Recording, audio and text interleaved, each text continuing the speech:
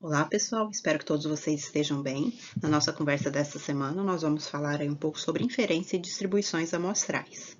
Então, a parte da estatística que se trata da parte de inferência é aquela parte que a gente estuda quais métodos que são aplicados em dados. A gente tem uma coleção de dados e a maioria das vezes esses dados são amostrais. Eu tenho apenas uma parte, de elementos de toda a minha população coletada e eu preciso, a partir daqueles dados, daqueles valores dessa minha amostra, eu tenho que trazer uma conclusão, tenho que tomar alguma decisão que eu possa estar generalizando para toda a minha população de estudo. Então, para que essa inferência ela possa ser usada e válida e ser válida para toda a minha população, é muito importante que essa amostra que eu retirei, ela seja representativa. Ela esteja representando todo o comportamento, toda a característica de interesse que eu tenho na minha população de estudo. Então, a primeira coisa que eu tenho que definir é qual é a minha população. A minha população, ela é constituída de todos os elementos que têm a mesma característica de interesse. Então, dessa minha população, quando eu aplico técnicas de amostragens corretas, eu tenho, então, uma parcela, eu tenho valores de uma parte, que é o que a gente conhece como sendo a amostra, de tal forma que essa amostra ela é representativa da minha população. Nessa amostra, sendo coletada da forma correta, aí sim eu posso aplicar os métodos de inferência estatística para, depois dos resultados que eu obtiver na aplicação desses métodos, eu posso garantir que os resultados encontrados vai poder então ser generalizado para toda a minha população. Por isso que a gente pode falar, então, em poucas palavras, que o processo que eu estou fazendo aqui é de uma parte, ou seja, da minha amostra, concluir um resultado, alguma informação para toda a minha população, ok? Então, de um modo geral, o objetivo da inferência estatística é estudar a população através daquelas evidências que são fornecidas pela amostra que eu tiver coletado. A amostra vai estar contendo todos os elementos que eu posso observar e é a partir deles que eu vou retirar ali as informações, de que sejam de interesse. A inferência ela pode ser dividida tanto em estimação de parâmetros, onde eu estou avaliando ali uma medida populacional a partir da informação amostral, então eu tenho tentando identificar ali um valor paramétrico. Então, por isso eu faço isso na parte de estimação de parâmetros, e em testes de hipóteses, que é aquela parte em que nós veremos mais adiante, mas consiste em, eu faço a formulação de uma hipótese que eu quero testar, e após a aplicação de todos os procedimentos, que são envolvidos num teste de hipótese, eu consigo chegar num resultado final, que eu vou decidir se eu devo rejeitar ou não aquela hipótese previamente formulada. Bom, pessoal, então alguns conceitos estatísticos, para a gente estar falando a mesma linguagem daqui para frente, vocês saberem e fixarem a diferença entre algumas definições estatísticas aí, eu deixo aqui para vocês. Qual é o conceito de população? População, ela consiste no somatório dos indivíduos ou dos elementos, então ela constitui todos os elementos que têm uma mesma característica em comum, e é desses elementos que eu tenho interesse de estar estudando e está aplicando ali alguma análise, algum método estatístico. O censo é essa análise que eu faço em todos esses elementos que compõem a população. Ou seja, o censo, eu não faço o censo da minha amostra. Eu faço o censo quando eu estou analisando todos os elementos da minha população. E aí a gente volta, então, o que é a minha amostra? É um subconjunto retirado da população, uma parte da minha população. Sim, o importante é que essa amostra ela seja representativa de todas as características da minha população. Por quê? Como eu posso ter dificuldades em trabalhar com todos os elementos da minha população, ou posso ter um custo elevado em ter acesso, em tomar os valores de todos os elementos da minha população, ou mesmo demanda tempo ficar obtendo esses valores de todos os elementos da minha população, então a gente pode e opta por trabalhar com amostras. Mas essas amostras, vocês vão sempre me ouvir falando isso, elas têm que ser representativas, porque senão eu não poderia fazer aquela generalização para toda a minha população. Então, é importante a gente aplicar técnicas de amostragens corretas, tá bom? Outros conceitos que geram uma certa dúvida, às vezes, nas pessoas, é a diferença entre parâmetro populacional e estimador. O parâmetro populacional é aquela medida que descreve uma característica da minha população, de todos os elementos. A gente diz, e ele em geral é desconhecido, porque nem sempre eu tenho acesso a todos os valores ou a todos os elementos da minha população. Por exemplo, se eu considerar a população de famílias brasileiras, um parâmetro que eu possa ter interesse é trabalhar com a proporção, o meu P, de famílias que tenham 3 ou mais filhos. Então, nesse caso, o P é o meu parâmetro populacional, é o meu valor de proporção de todos os elementos da minha população brasileira. Um outro exemplo, a empresa FLC tem um interesse no tempo médio de durabilidade das suas lâmpadas, bem como sua variância. Nesse caso aqui, a gente está falando em 2 parâmetros populacionais. São a média de durabilidade de suas lâmpadas, então eu tenho aqui o meu parâmetro MI, parâmetro populacional, e a variância dessa duração, meu sigma 2. Então, essas letras Mi e sigma 2, que são as mais usuais aí na estatística, principalmente no nosso curso, né? São parâmetros populacionais. Quando eu preciso estimar esses parâmetros a partir dos elementos da minha amostra, eu vou usar, então, o meu estimador, ou a minha estatística de interesse. Então, o estimador vamos supor, o meu estimador T, do meu parâmetro populacional θ qualquer, ele é qualquer função da minha amostra, ou seja, eu aplico essa função nos meus elementos amostrais. Então, esse T pode ser o meu x barra, que é o meu estimador quando eu quero estimar o valor da média, ou pode ser o meu S2 quando eu quero estimar o meu valor da variância, sigma 2.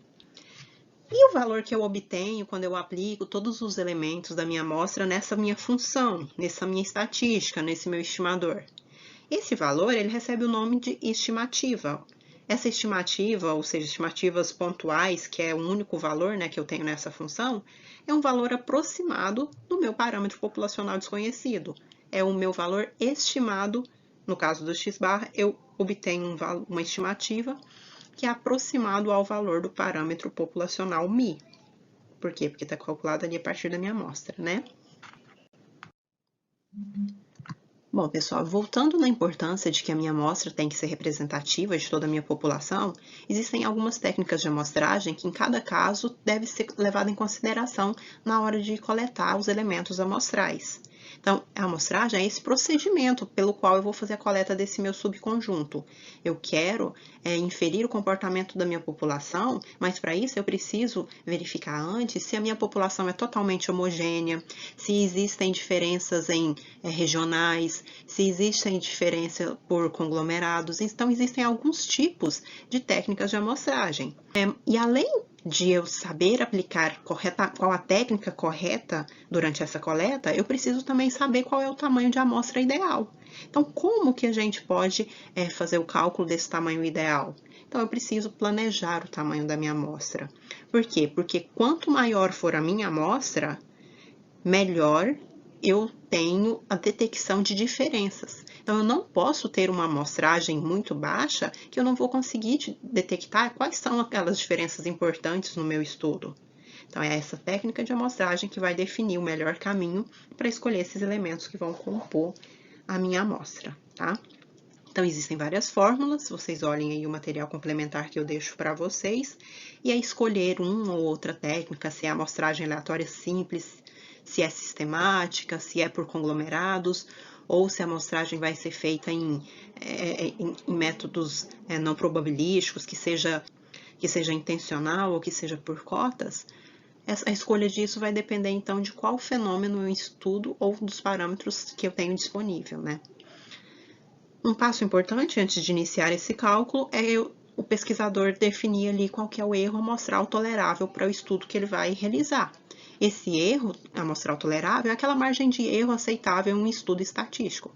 Então, por exemplo, quando vocês veem lá o apresentador de um telejornal, em ano de eleição, ele anunciar: o candidato fulano de tal tem 42% das intenções de votos, 2 para mais e 2 para menos. O que ele fala ali de 2 para mais e 2 para menos, ele está se referindo a esse erro amostral tolerável para aquela pesquisa de intenção de voto. Bom, pessoal, então depois que eu obtive a minha amostra com todos os elementos representativos da minha população, apliquei técnicas de amostragens corretas dependendo do meu problema que foi levantado, né, e de qual que é a minha população em estudo, então agora eu quero descrever uma característica de interesse. E descrever essa característica de interesse, o que eu posso estar tentando descrever?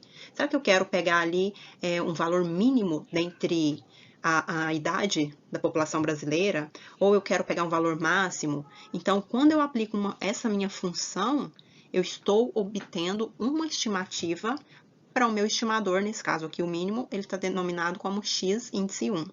X índice n é o máximo, geralmente são essas notações que a gente vê sendo utilizadas aí. E esse daqui é a nossa famosa média, como a gente calcula, fazendo o somatório de todos os elementos da minha amostra dividido por n. Esse daqui é o meu estimador para variância, a medida de dispersão, que é comum a gente utilizar. Esse estimador, eu faço esse somatório dos desvios em relação à média, né, elevado ao quadrado, e divido por n menos 1. Da dividido por n menos 1, eu estou trabalhando com a minha amostra. Divido por n menos 1 porque tem a ver com as propriedades dos estimadores. Mais para frente eu vou citar para vocês quais são essas propriedades que se requer de um bom estimador. Então, quando eu estou trabalhando com a minha amostra, o denominador está sendo dividido por n menos 1 me garante que essa estatística, esse estimador, essa função descrita dessa forma, ela atende, né, essas propriedades de estimadores, e então eu posso garantir que é um bom estimador. Então, já o parâmetro é a medida usada para descrever uma característica da população.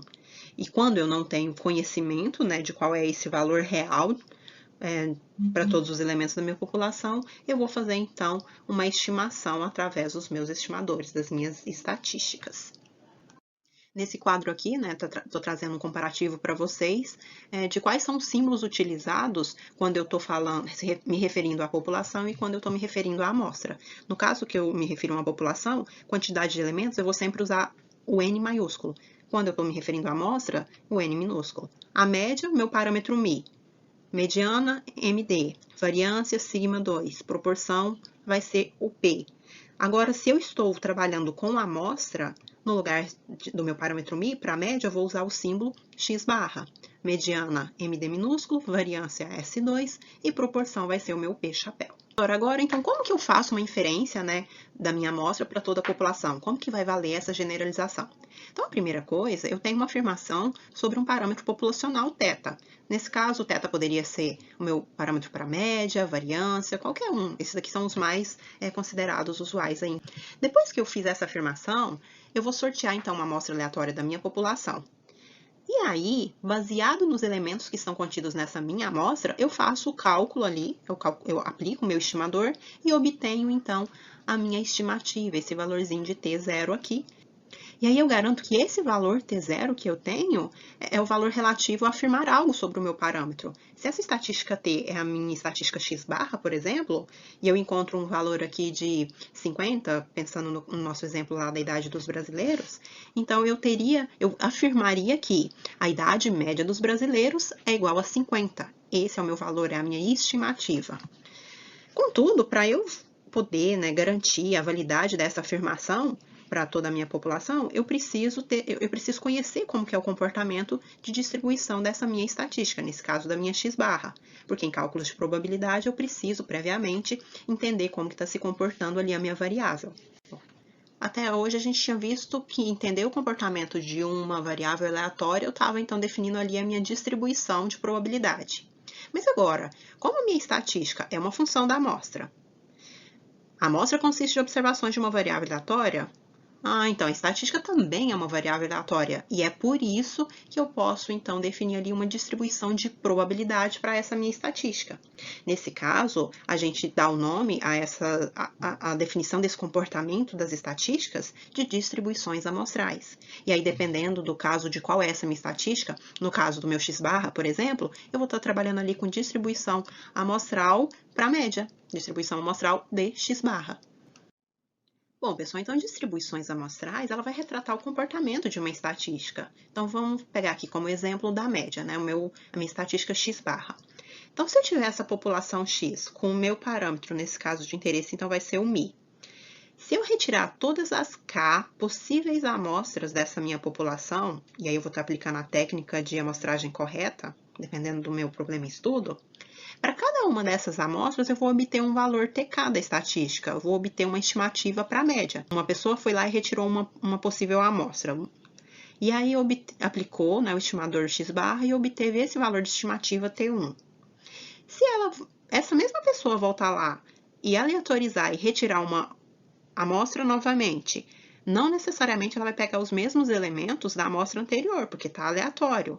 Ou seja, ela vai obter uma amostra com o mesmo tamanho do anterior, mas os elementos não vão ser idênticos ao anterior. Então, quando ela aplicar esse estimador x barra nessa segunda amostra, o valor de estimativa da média dela vai ser, no mínimo, um pouco diferente da primeira. Assim, poderíamos proceder sucessivamente até o cálculo das estimativas das K possíveis amostras retiradas dessa população. Então, a gente teria aqui K elementos que fossem correspondentes a médias amostrais, ok? Se eu obter essas médias amostrais, essas K possíveis médias amostrais, será que elas vão seguir algum comportamento conhecido ou pré-definido? Então, se eu plotar, por exemplo, num gráfico de distribuição de frequência, eu vou conseguir identificar como que essas estimativas amostrais estão se comportando ao longo, né, da minha variável, da minha estatística T. Essa curva aqui que eu estou construindo, que eu estou obtendo, ela recebe o nome, então, de distribuição amostral de T, que nesse caso seria a distribuição amostral do meu x barra. E aí a gente vai ver algumas propriedades que são válidas dependendo de como a gente tem essa distribuição. No nosso próximo vídeo, nós vamos falar um pouco mais sobre distribuições amostrais, abordaremos também o teorema do limite central. Essas aqui são as referências que estamos nos baseando na maioria de nossas conversas. Um abraço para vocês e até o nosso próximo Papo de Estatística.